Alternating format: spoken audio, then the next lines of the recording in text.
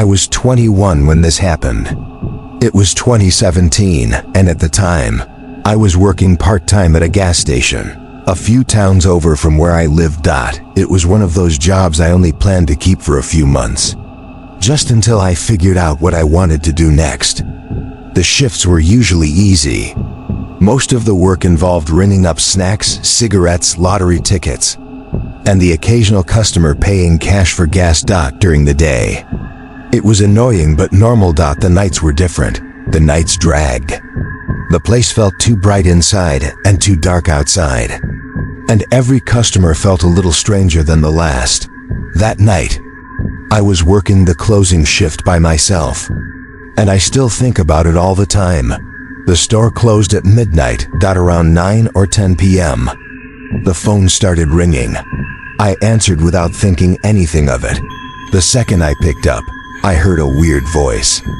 It was low and drawn out, like someone trying to sound like a killer in a horror movie. It immediately reminded me of Ghostface from Scream. The voice sounded forced, like someone doing an impression, but it was still unsettling. The caller asked if I was all alone in the store. I stayed quiet for a second, then replied sarcastically, "Yeah, you got me." Then I hung up. I figured it was one of my friends messing with me. I texted our group chat and asked which one of them was calling the store pretending to be a serial killer. They all thought it was funny and acted confused. One said he was at home. Another claimed he had no idea what I was talking about. I assumed they were lying to keep the prank going. About 10 minutes later, the phone rang again. The same fake horror movie voice came through. This time it asked why I had hung up. Again, I sarcastically replied, "All right, you got me." The voice let out a soft laugh. It didn't sound playful. It sounded real. Then it said, "I shouldn't be rude to people who know where I am." I hung up again, this time, though I felt uneasy. It was probably still a joke, but there was something about how calm the caller sounded that bothered me. I tried to ignore it. Customers were still coming in and out, buying beer, lottery tickets, and gas, but every time things slowed down, I found myself staring at the phone. The third call came around 10:40 p.m. The voice asked if the store always got this quiet that late. That question got under my skin. Didn't answer. I simply hung up. Afterward, I texted my friends again, this time more seriously. I told them the joke wasn't funny anymore. Every one of them denied being involved. One sent me a picture from his basement. Another was with his girlfriend. Another was half an hour away. That's when I became irritated instead of scared, but there was one detail I couldn't ignore. Caller kept mentioning things that matched exactly what was happening in the store. Around 11 p.m., the calls started coming more frequently. After the fifth call, I stopped answering entirely. The phone would ring. I would stare at it. It would stop. Then, a minute later, it would ring again. This continued for almost 15 minutes. I started checking the security cameras more often. The store sat by itself off a road that became almost deserted at night. Behind the building was a small patch of woods. Near the back was a dumpster area partially hidden from view. The outside cameras weren't very good. Image quality was grainy and there were several blind spots. Still, I kept checking them. Half of me expected to catch one of my friends crouching outside laughing, but I never saw anyone. Then I started hearing sounds, a light tapping noise, a scraping sound along the side wall, footsteps crunching on gravel near the back. At first, I convinced myself it was nothing. Eventually, I couldn't dismiss it anymore. I texted the group chat again and told them to stop. Even sent a picture of the empty store and told them this wasn't funny anymore. They continued denying everything. One of my friends even called me directly when I explained what was happening. He sounded genuinely confused. He told me to lock the doors early if I felt unsafe. I didn't want to do that.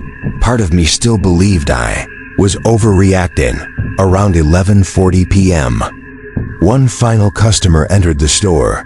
The sound of the door opening made me jump. At first glance, he looked completely normal, maybe late 20s or early 30s, clean clothes.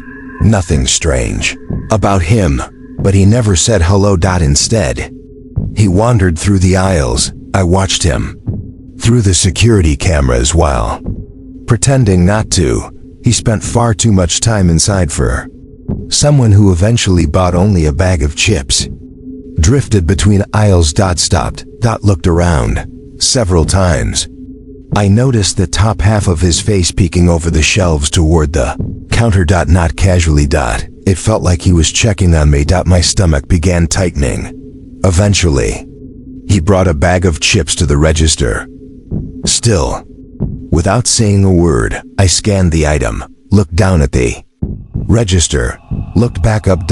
And caught him staring directly into my eyes. He held the stare for several seconds, long enough to feel wrong. Then he paid.